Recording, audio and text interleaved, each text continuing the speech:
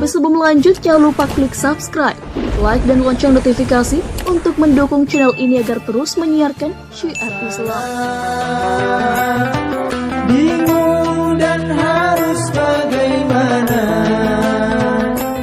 bersabar dan jangan putus. Ini adalah pemisah kita dengan kebun yang kita banggakan. Mati adalah pemisah kita dengan sawah yang kita bersusah payah mendapatinya. Mati adalah pemisah kita dengan mobil yang kita perjuangkan untuk sanggup membelinya. Mati adalah pemisah kita dengan rekening bank yang penuh kita tumpuk-tumpuk, sehingga membuat kikir untuk berinfak di jalan Allah. Mati adalah pencerai kita dengan rumah yang kita diami dengan tenang dan indah. Mati adalah pemisah kita dengan bisnis yang kita perjuangkan. Mati adalah pencerai kita dengan binatang ternak yang pagi, petang, siang, malam kita pelihara mengharapkan keuntungan darinya. Mati adalah pemisah kita dengan segala yang kita miliki. Cinta terakhir anak dan suami hanya pada memperkuat injakan tanah kuburan yang terakhir, supaya tidak dibongkar oleh binatang buas. Betapa hinanya kita bagi mereka, bukan? Yang padahal anak, istri, atau suami, mereka kebanggaan, mereka orang yang kita sanjung, kita puja, tetapi ternyata cinta terakhir mereka akan nampak pada injakan tanah terakhir. Bukankah itu lebih? Bukankah itu tak kurang hina dari bangkai kucing? Hidup ini perjalanan mencari Allah. Maka datanglah saat dipanggil oleh Allah. Dan ajak orang-orang yang kita sayang ke panggilan Allah. Ajak anak, ajak istri. Akan kesedihan, berair mata di sana nanti saat orang-orang yang kita sayang, istri, anak, orang tua, mertua, dan lain-lain, memanggil-manggil di haru-hara mahsyar, memanggil-manggil kita di haru-haranya neraka.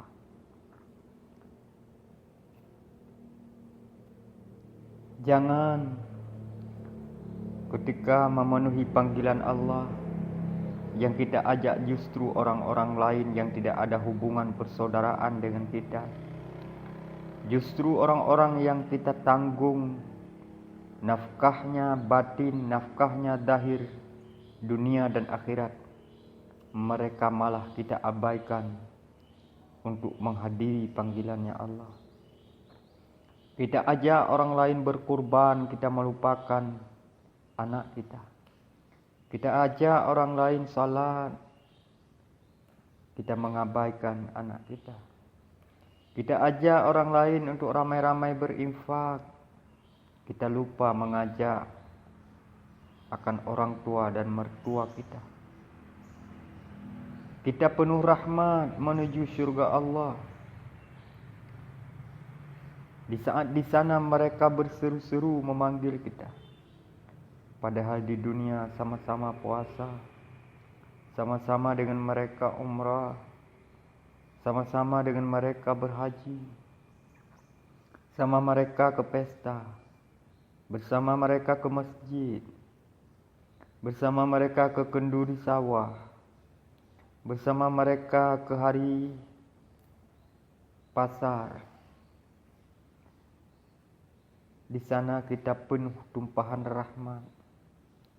Mereka menjerit-jerit pedas dan pedihnya azab siksa yang beragam.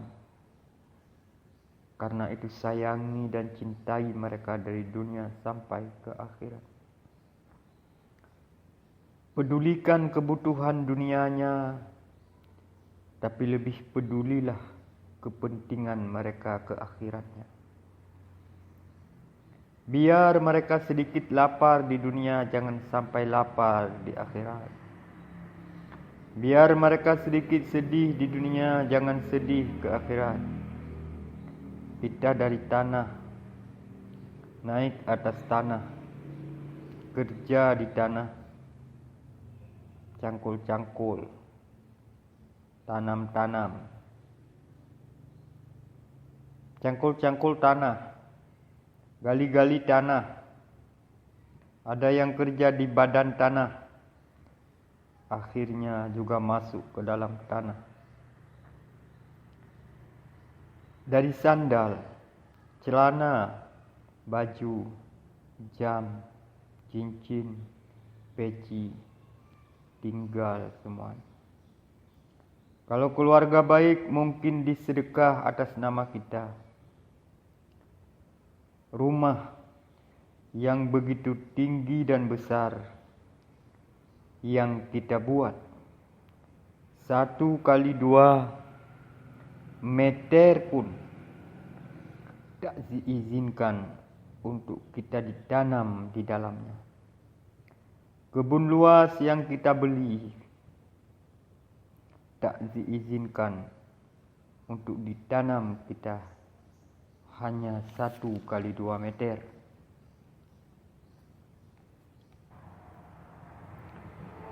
Ruh itu hadiah singgahan Allah pada jasad ini. Wajah, badan, jabatan masih dipercaya selama ruh masih ada. Rumah masih dianggap mewah selama ruh masih ada.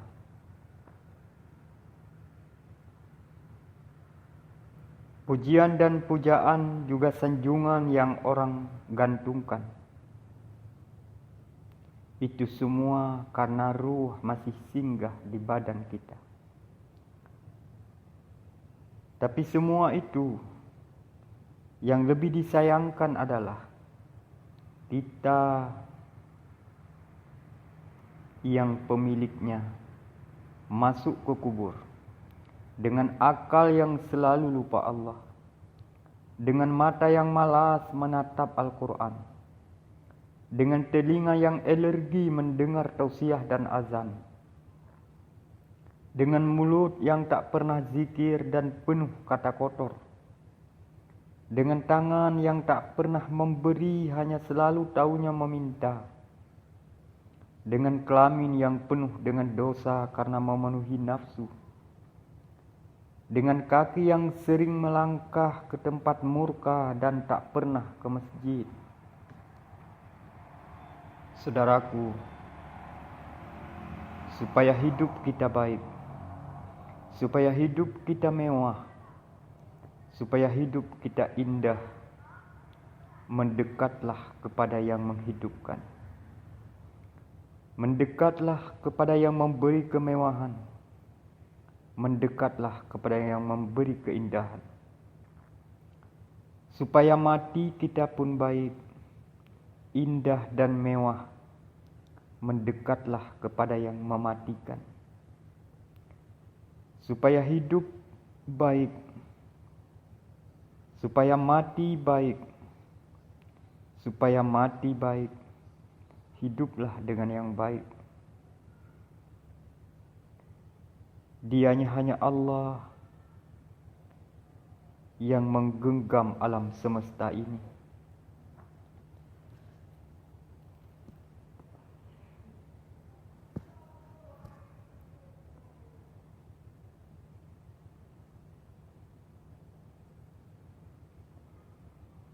bersegeralah mencari keampunan dosa. Wasari'u ila maghfiratin mir rabbikum, bersegeralah kepada keampunan. Allah cipta kita yang di dalam jasad ini dibenamkan hati, dibenamkan akal, dibenamkan ruh, dibenamkan nafsu dan si syaitan qarin sebagai ujian bagi kita. Untuk Allah lihat siapa-siapa pemenang perlombaan mencari kebaikan ini. Hidup ini perlombaan memperbanyak kebaikan. Maka berlombalah untuk menang. Ada seseorang yang tidak mau perkenalkan diri sama kita. Diam-diam dia tahu kita enggak ada beras, dikirimnya beras. Seseorang diam-diam dia tahu kita tidak ada jajan untuk anak sekolah, untuk anak-anak kita kuliah, dikirimkan uangnya. Setiap saat kita butuh, dia tahu anak istri kita sakit, dikirimkan obatnya. Dia tahu kita butuh Honda, dia tahu kita butuh mobil, dikasihnya Honda, dikasihnya mobil. Sementara orangnya tidak kita kenal siapa dia. Dia tahu orang tua kita pingin berhaji tapi tak ada uang, dikirimkan uang untuk bisa berangkat haji.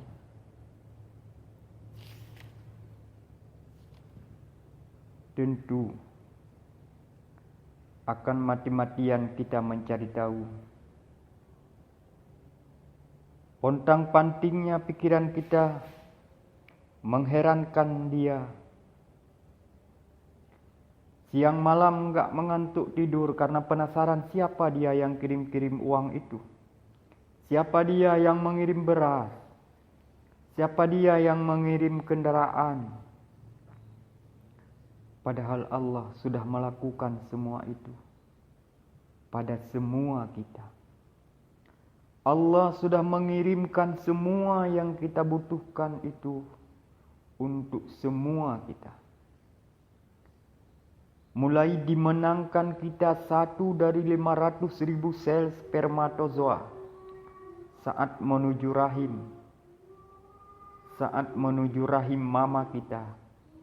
Sampai hari ini kita dimenangkan. Kenapa kita lupa? Kenapa kita tak heran? Kenapa kita tak penasaran? Kenapa malah malam kita semakin nyenyak tidur? Tak pernah tahajud. Terjaga pun cuma lihat HP, ada chat enggak? Bubuk lagi.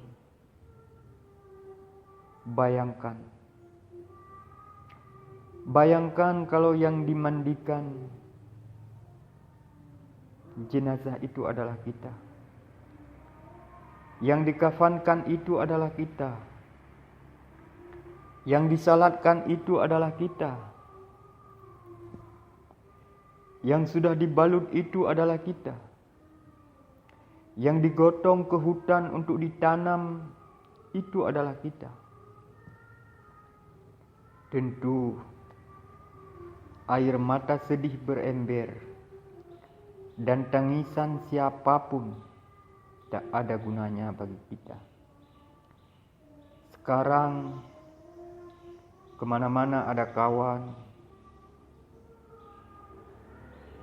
enggak puasa sama kawan, rame-rame merokok di belakang kios. Enggak mau berhaji, sepakat anak istri biar tinggal duit. Bisa dibeli Honda baru. Nggak mau ke majelis taklim rame-rame nonton di rumah suami, istri, mertua, anak, menantu. Rame-rame di warung. Nggak mau salat Jumat, rame-rame sembunyi dalam warkop. Rampok, nyuri, punya orang rame-rame sama kawan-kawan. Ingatlah semua itu akan satu persatu dipertanggungjawabkan. Saat itu, ingatlah kita hanya sendiri. Mencuri rame-rame akan kita pertanggungjawabkan sendiri. Meninggalkan salat Jumat rame-rame itu akan kita pertanggungjawabkan sendiri. Mendalimi orang rame-rame, kita makan punya orang rame-rame dengan cara yang haram. Ingatlah itu akan kita pertanggungjawabkan sendiri. Mereka yang waktu buat rame-rame sudah pulang ke rumahnya. Mereka yang dengan mereka kita berbuat bejat, bangsat dan durjana rame-rame. Setelah kita ditanam, semua mereka pulang ke rumahnya untuk minum teh dingin, untuk tahan angin di depan kipas, karena capeknya menanam kita.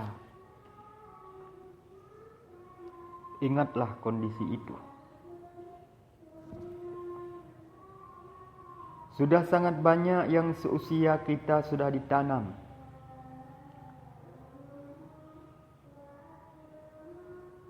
Lahir seiring kita. Tumbuh dewasa dan tua seiring dan sejalan dengan kita.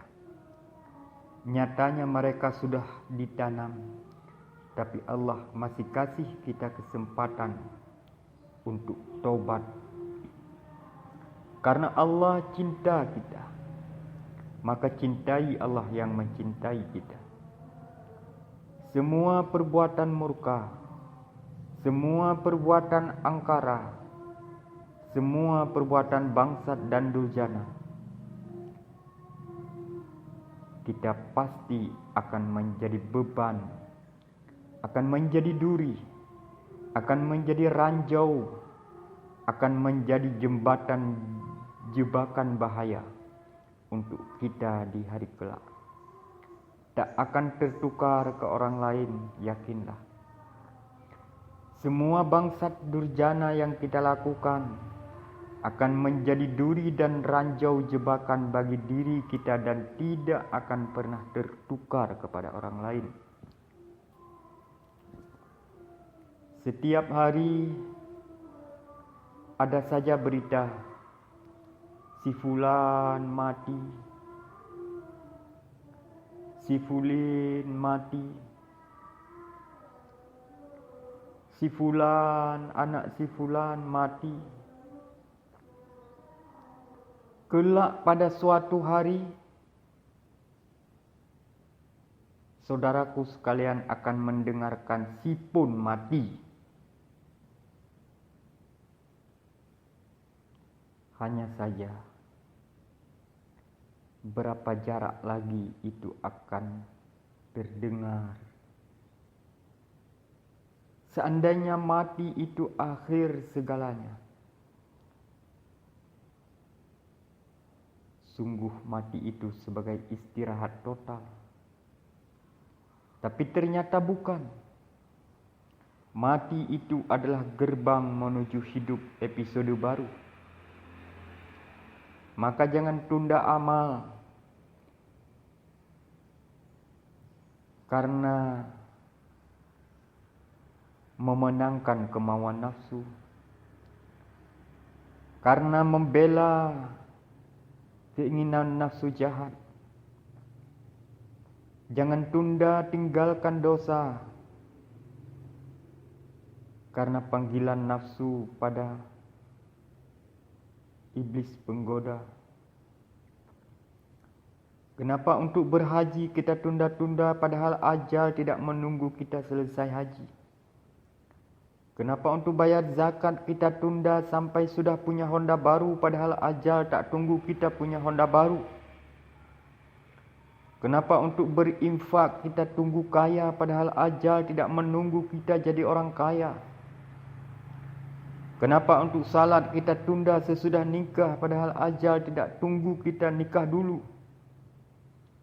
Kenapa untuk berhenti mabuk kita tunggu lewat PNS dulu padahal ajal tidak tunggu kita lewat PNS? Kenapa untuk ke majlis taklim kita tunggu waktu tua padahal ajal tidak tunggu kita jadi orang tua? Saudaraku, mati tidak syarat tua, mati tidak syarat harus sakit, mati tidak syarat miskin dulu. Kenapa untuk berhenti dari zina kita tunggu waktu sudah nikah? Padahal tidak tunggu kita nikah.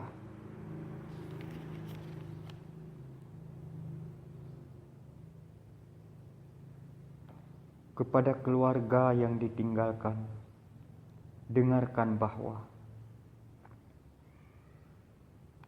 tak ada lagi senyumannya orang tua yang sudah kembali kepada Allah.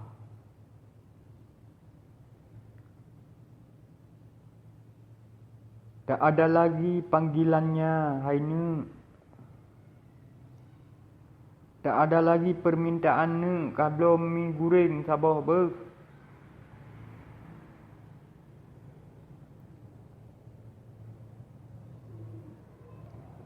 Tak ada lagi permintaan nu, kablo prokol sini sakit tak ule ku ber. Tak ada lagi permintaan ne kabuh bu bacut duk ku ber. Tak ada lagi permintaan ne kapelimbut ku siat siju demam ku.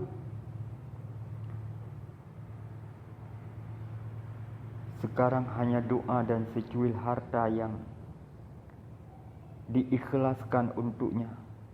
Itulah permintaannya.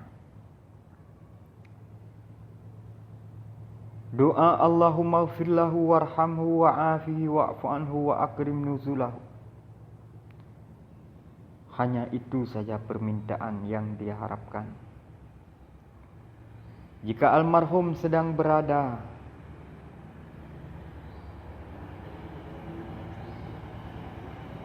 atau almarhum sedang karam di tengah laut yang sangat dalam, tentu tidak butuh yang namanya bongkahan emas. Tentu tidak butuh yang namanya karung berlian. Tentu tidak butuh yang namanya uang berkardus.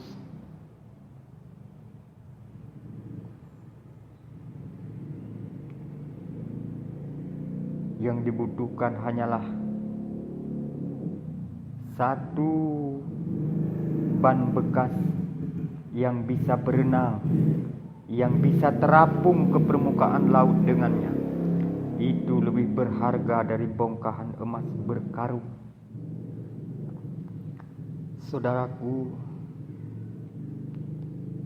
satu atau dua kali dosa Allah tutupi dan menunggu kita taubat.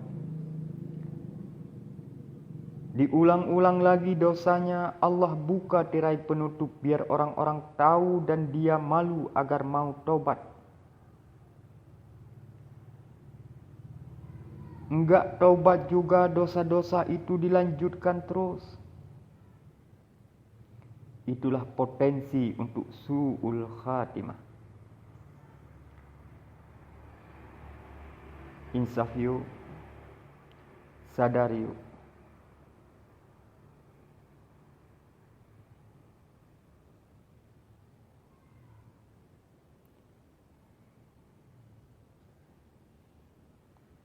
Seorang pasangan mati di dalam mobil setelah mobilnya bergoyang-goyang. Su'ul khatimah yang berkekalan di dalam zina, ingatlah. Bersegera dan percepatlah memohon keampunan Allah, wasari'u ila maghfiratin. Untuk salat Allah tidak bilang wasari'u ila salah. Untuk puasa Allah tidak bilang wasari'u ila siyam. Untuk haji Allah tidak bilang wasari'u ilal hajj. Untuk zakat Allah tidak bilang wasari'u ila zakat. Allah cuma bilang wasari'u ila maghfiratin mir rabbikum. Bercepat-cepat, bersegera-segeralah kamu untuk meminta keampunan. Untuk perintah salat Allah tidak bilang aqimus salat. Untuk perintah salat Allah hanya bilang aqimus salat. Dirikan sembahyang. Untuk puasa Allah hanya bilang kutiba alaikumusiyam. Untuk zakat Allah hanya bilang wa'atu zakah, tunaikan zakat. Tapi untuk minta ampun wasari'u ila maghfirah, bersegera-segera. Karena mati itu rahasia waktunya, rahasia tempatnya. Kita tidak mampu menyamai salat, zakat, puasa, dan infak kita dengan orang-orang saleh. Karena kita memang dasar kikir. Karena kita memang dasar malas. Tapi kita mampu menyamai mereka dengan zikir. Kalau kita mau. Panah racun dan peluru jitu iblis yang dibanggakan itu bukan menggoda manusia untuk berzina. Bukan menggoda manusia untuk tinggalkan haji. Tapi takjilut taubah. Itulah peluru jitu dan racun yang mematikan iman kita. Yang iblis pergunakan takjilut taubah. Kita digoda. Kita dibisik, kita dinina bubuk dengan menunda-nunda taubat. Berapa banyak yang diantar ke rumah sakit sebagai orang sehat, tapi dipulangkan sebagai mayat. Berapa banyak yang pergi dengan sehat, tapi pulang sebagai mayat. Karena ditabrak, karena terpeleset di jalan berlobang.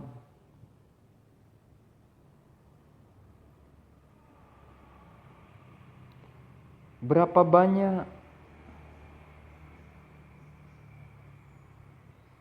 yang sempat memasukkan kunci ke kontak Honda, tapi yang mencabut kunci pulangnya sudah orang lain karena dia sudah musibah di jalan dan meninggal. Berapa banyak yang pakai baju dan jilbab di waktu pagi, tapi di waktu sore orang lain yang melepaskannya untuk dimandikan dan dikafankan. Saudaraku, saat jenazah kita diturunkan ke liang, anak istri yang hadir cuma bisa memperbanyak air mata. Yang cintanya, sayangnya berlebihan, berakhir dengan pingsan. Sanak famili hanya bisa melukis nama di batu nisan yang dipercantik dengan tinta emas di granit. Kelilingnya di beton tambah balutan keramik yang semuanya itu tak ada faedah sama sekali bagi kita sebagai jenazahnya. Yang semuanya itu sama sekali tidak ada faedah bagi kita di dalam kuburan itu. Istri hanya bisa menghening bahwa suaminya mati dengan salat hanya maghrib. Anak-anak hanya bisa merenung bahwa orang tuanya mati dengan bayar zakat cuma setengah. Hajinya beralasan belum dipanggil.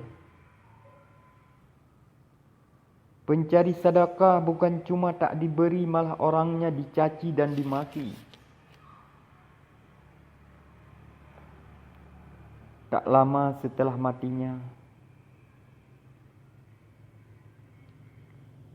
matinya kita, pasangan kita akan kawin lagi. Rumah bagus akan dihuni oleh pasangan barunya. Jati tidur yang mahal kita tinggalkan akan ditiduri pasangan barunya. Honda puluhan juta yang kita tinggalkan akan dipakai oleh pasangan barunya. Emas yang kita tinggalkan akan dihabiskan bersama pasangan barunya. Hasil kebun dan sawah kita akan dinikmati bersama pasangan barunya. Uang gaji dan hasil lainnya dihabiskan dengan pasangan barunya. Terkadang anak-anak kita pun tak mendapatkan yang sewajarnya. Sekolahnya putus. Dari pesantren harus pulang tak cukup biaya. Jadilah anak-anak kita sebagai gelandangan dan sampah jalanan. Jadi pemabuk, pembalap liar, wajah-wajahnya lusuh. Arah hidupnya hilang. Semua yang kita tinggalkan menjadi alat kebanggaan dan hura-huranya pasangan kita dengan pasangan barunya. Saudaraku, hasrat besar memperjuangkan bisnisnya berakhir di kematian tiba-tiba. Baru 1 tahun memakai mobil impiannya berakhir di kematian tiba-tiba. Honda kesukaan belum lunas kredit berakhir di kematian yang tiba-tiba. Istri cantik yang ingin dibahagiakan dengan jalan-jalan ke luar negeri belum terwujud, berakhir di kematian tiba-tiba.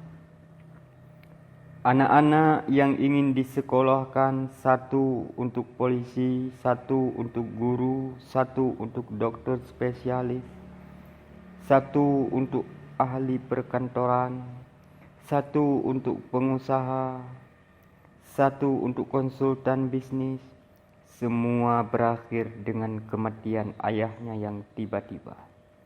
Ingat,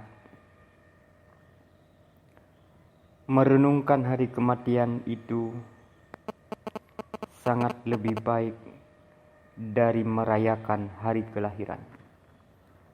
Ingat, merenungkan hari kematian sangat lebih baik dari merayakan hari kelahiran.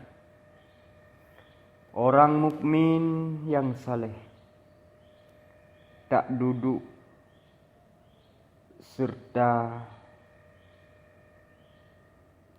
santai dan istirahat masa hidupnya.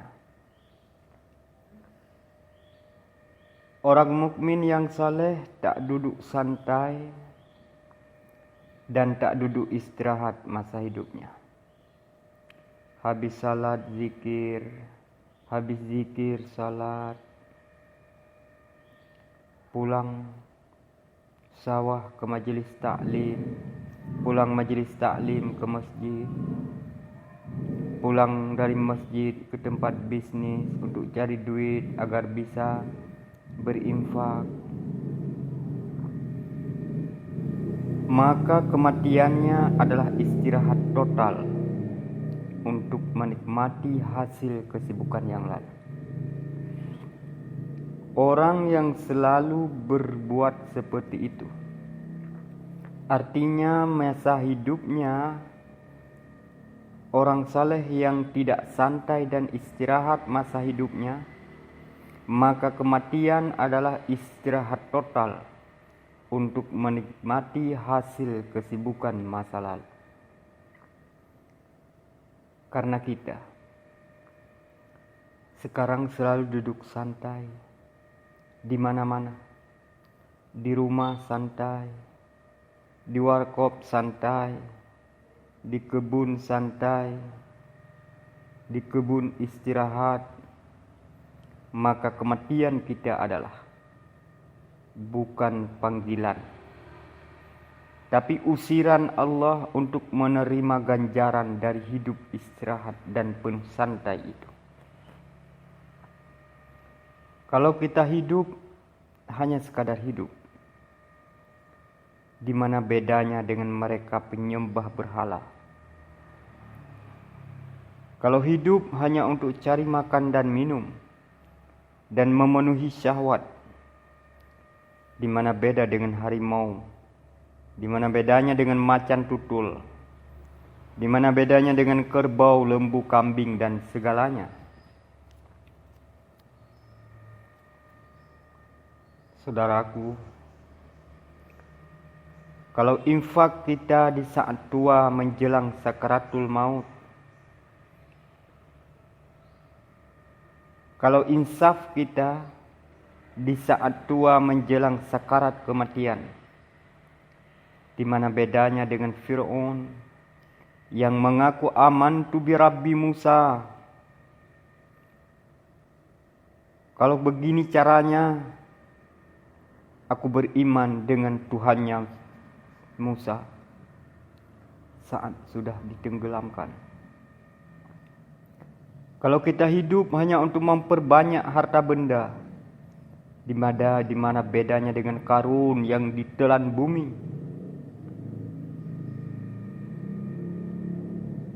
Saudara, dengan pandai bicara kita bisa lepas di pengadilan dari kasus pencurian kita. Dengan pandai bersilat lidah dan kemampuan ilmu retorika dan komunikasi, kita bisa bebas dari kasus perampokan dan penipuan. Dengan uang kita bisa lepas dari pengadilan dari kasus pengedar sabu. Dengan daging kita bisa bebas dari pengadilan dari kasus hutang yang tak mau kita bayar. Dengan jabatan tinggi kita bisa bebas dari pengadilan dunia dari kasus curi yang dinamai korupsi. Tapi tak sekecil pun bangsat kita akan lepas dari pengadilan Allah nantinya. Jalan yang akan kita tempuh setelah kematian sangat jauh. Di penghujung jalan itu hanya ada dua jalan. Jalan bahagia atau jalan sengsara. Jalan surga atau jalannya neraka. Jalan bahagia bagi mereka yang pergi membawa bekal perjalanan yang cukup. Jalan sengsara bagi mereka yang pergi tanpa mempersiapkan bekal. Maka dalam perjalanannya mereka akan haus tanpa air. Mereka akan lapar tanpa makanan. Mereka akan panas tanpa payung. Mereka akan sakit tanpa adanya obat. Pengumuman yang kita dengar si fulan bin si fulan telah meninggal dunia, itu masih dipertanyakan, dia yang meninggal dunia atau dunia yang meninggalkan dia setelah diracuni dan dicekik lehernya oleh dunia dengan berbagai nyanyian dan godaannya dunia.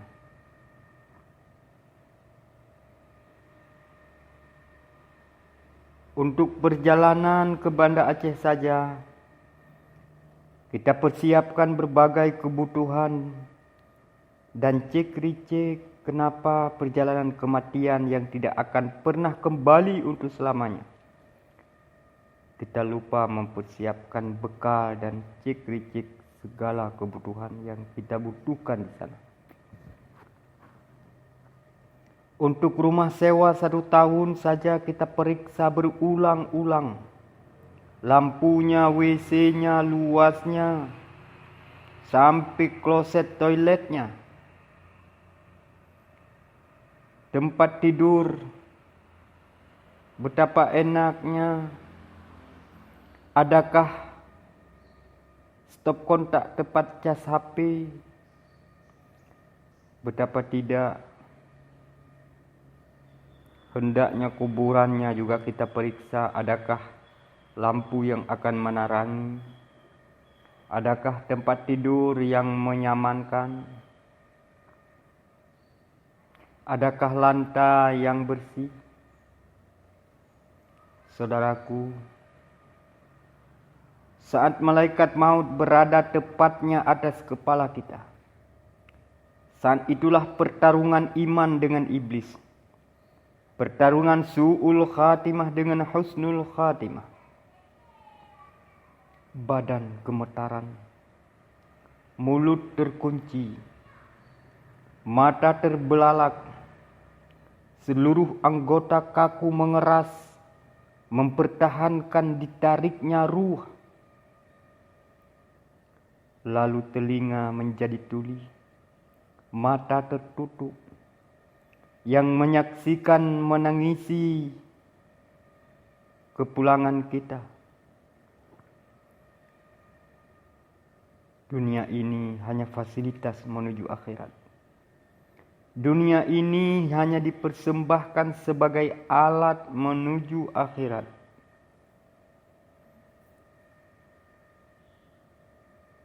Jangan terbuai, terlena, terpesona, terbudaya, terpedaya, terhipnotis, dan ternina bubuk oleh alat-alat sampai kita lupa akan tujuan alat. Dunia hanya fasilitas menuju akhirat. Yang fokus sekali pada fasilitas, maka dia berpotensi tidak sampai ke tujuan. Harta, jabatan, dan kemewahan yang sedang kita perebutkan, bagaikan sepotong emas sebesar bola kaki. Cobalah ditaruh emas itu di sini, lalu pergi menjauh darinya. Semakin jauh, maka akan semakin kecil nampaknya. Pada jarak tertentu malah sama sekali tidak lagi nampak. Artinya, semakin jauh perjalanan kita mencari Allah dan akhirat, maka dunia ini, harta, jabatan, kemewahan yang orang bersibuk-sibuk dengannya, sungguh itu semua akan semakin tidak kita inginkan dan akan semakin tidak begitu berarti bagi kita. Lihatlah mereka-mereka yang ahli sufi. Begitulah kehidupannya.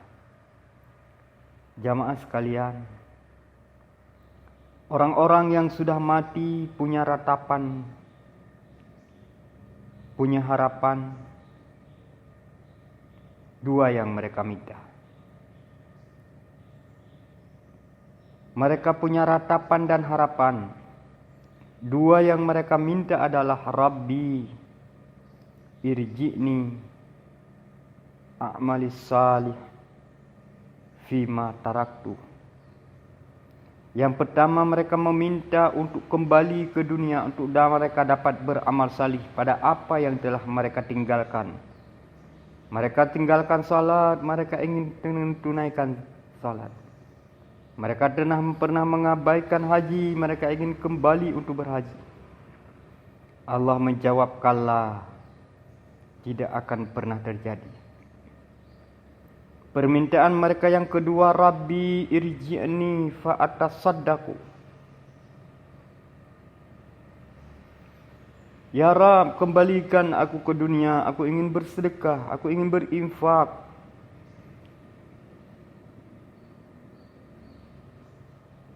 Permintaan itu berdasarkan karena agungnya sedekah, karena besarnya pahala infak yang telah mereka saksikan di sana. Maka jangan abaikan itu selagi kita masih berkesempatan dan belum waktunya untuk meminta kembali. Masa di dunia kita kemana-mana memburu dan berlomba untuk ikut ujian,